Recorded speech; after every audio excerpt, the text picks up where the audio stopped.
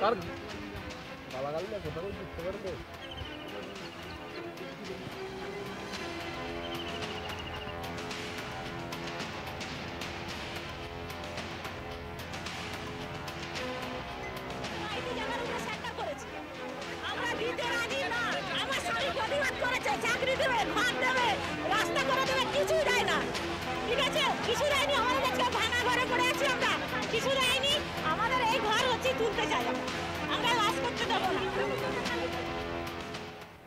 উত্তপ্ত সন্দেশখালী। ডিজি রাজীব কুমার সন্দেশখালী থেকে ফিরে আসার পর নতুন করে উত্তপ্ত হলো এলাকা। ফের একবার জ্বলল আগুন। শাহজাহানের ডান বা বাম হাতের দখল করা মাঠের পুনর্দখল নেয় সাধারণ মানুষ। আর বেলা বাড়াতেই অশান্তি বড় আকার ধারণ করে। শেখ শাহজাহানের ভাইয়ের মাছের ভেড়ির আলাঘরে আগুন লাগিয়ে দেয় উত্তেজিত জনতা। যদিও স্থানীয় বাসিন্দাদের দাবি আগুন ধরিয়েছে শেখ শাহজাহানের লোকজনই। দখল করার দৃশ্যে অরবিন্দ মিশন ময়দানে ঢোকেন স্থানীয়রা। সেখানে শাহজাহানের নাম লেখা প্রাচীরও ছিল। তাতে উত্তেজিত জনতা চুনকাম করে দেয়।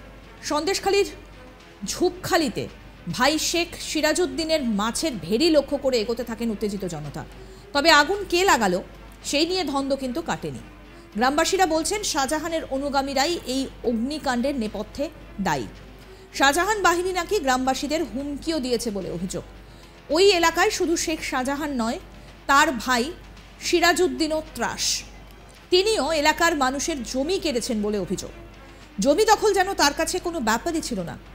ডিজি ফিরে যেতেই তাই নিজেদের জমি ফিরিয়ে নিতে উদ্যত হন স্থানীয়রা।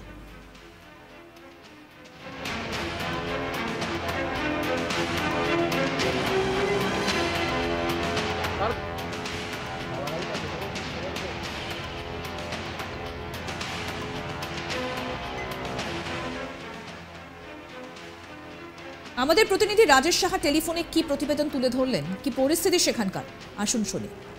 এরই সম্পর্কে এখনো তথ্য সামনে আসেনি, কারণ পুলিশ বাহিনী এখন সেখানেই ব্যস্ত রয়েছে। যেরকম সঙ্গে সঙ্গে যত দ্রুততার সাথে আগুন নেভানো হয়েছে, যেরকম পাশাপাশি কিন্তু কনফিডেন্স বিল্ডিং এর মেজারমেন্ট শুরু হচ্ছে। অর্থাৎ পুলিশ বাহিনী সেখানে টহল দিচ্ছে। টহল দিয়ে গ্রামবাসীদের মধ্যে ক্ষোভের যে প্রসার ঘটেছে সেটা প্রশমন করার চেষ্টা চলছে।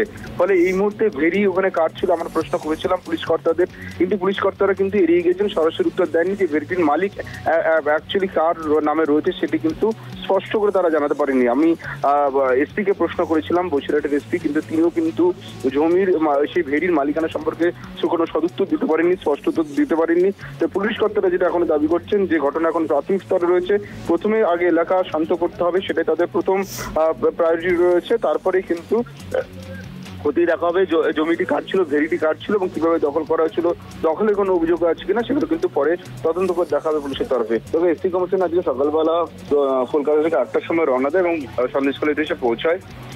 এসপি কমিশনের মধ্যেই কিন্তু এবার এসপি কমিশন আজকে পথে নামে এবং তারা গোটা সন্দেশখালী গ্রামটি কিন্তু টোটোতে করে তারা ঘুরে বেড়ান এবং বিভিন্ন যারা এসটি সম্প্রদায় ভুক্ত যারা মানুষ রয়েছেন তাদের সঙ্গে তারা কথা বলেন, তাদের অভাব অভিযোগের কথা তারা শোনেন। এসটি কমিশনের যারা সদস্য এসেছেন তারা কিন্তু সরাসরি তাদের সঙ্গে কথা বলেন এবং তারা যে সমস্ত জমি দখল থেকে শুরু করে বিভিন্ন অত্যাচারের যে সমস্ত অভিযোগ করেছেন সেগুলো তারা লিপিবদ্ধ করেন এবং লিপিবদ্ধ করে ইতিমধ্যে তারা সন্দেশখালী থেকে বেরিয়ে গিয়েছেন। এই মুহূর্তে তারা কলকাতার পথে এবং যেটা জানা যাচ্ছে সমস্ত ঘটনা নিয়ে আগামীকাল তারা একটা রিপোর্ট পেশ করতে পারে এসটি কমিশনের তরফে।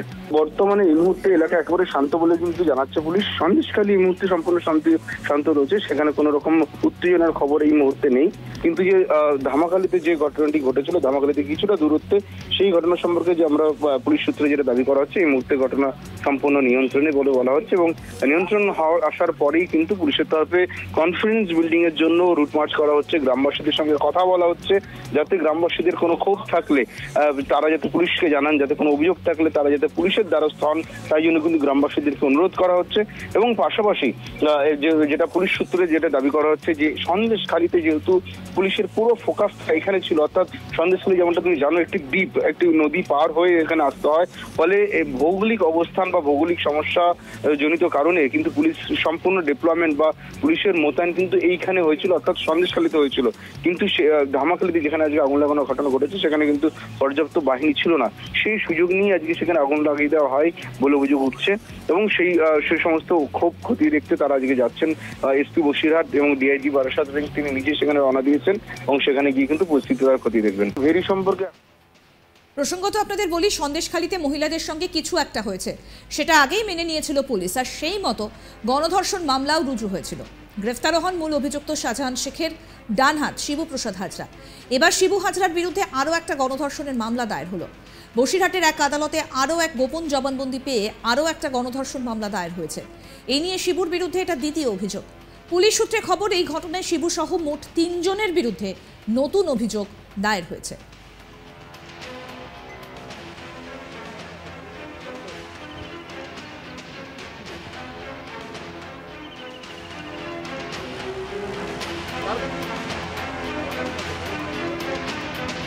উত্তপ্ত সন্দেশখালী। ডিজি রাজীব কুমার সন্দেশখালী থেকে ফিরে আসার পর নতুন করে আবার উত্তপ্ত হয়ে উঠেছে এলাকা।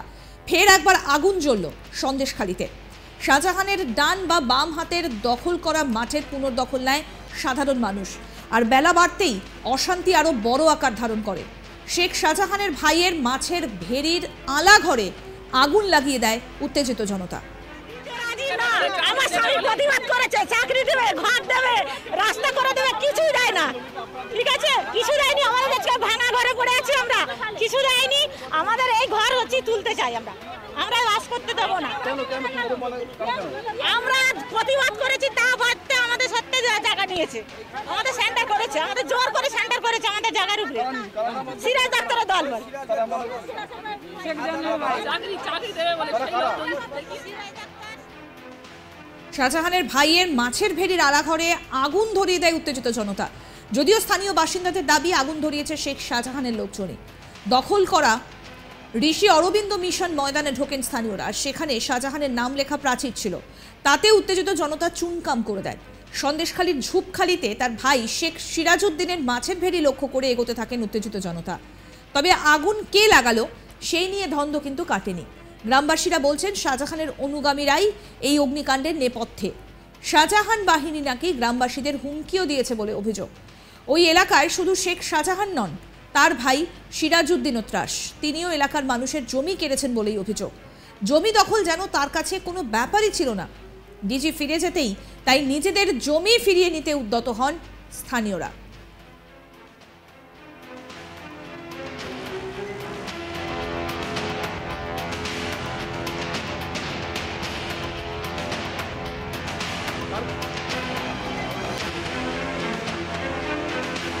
প্রসঙ্গত আপনাদের বলি, সন্দেশখালীতে মহিলাদের সঙ্গে কিছু একটা হয়েছে, সেটা আগেই মেনে নিয়েছিল পুলিশ। সেই মতো গণধর্ষণ মামলাও রুজু হয়েছিল। গ্রেফতার হন মূল অভিযুক্ত শাহজাহান শেখের ডান হাত শিবুপ্রসাদ হাজরা। আরও আপডেট পেতে দেখতে থাকুন আজ তাক বাংলার ইউটিউব চ্যানেল, সাবস্ক্রাইব করে দিন।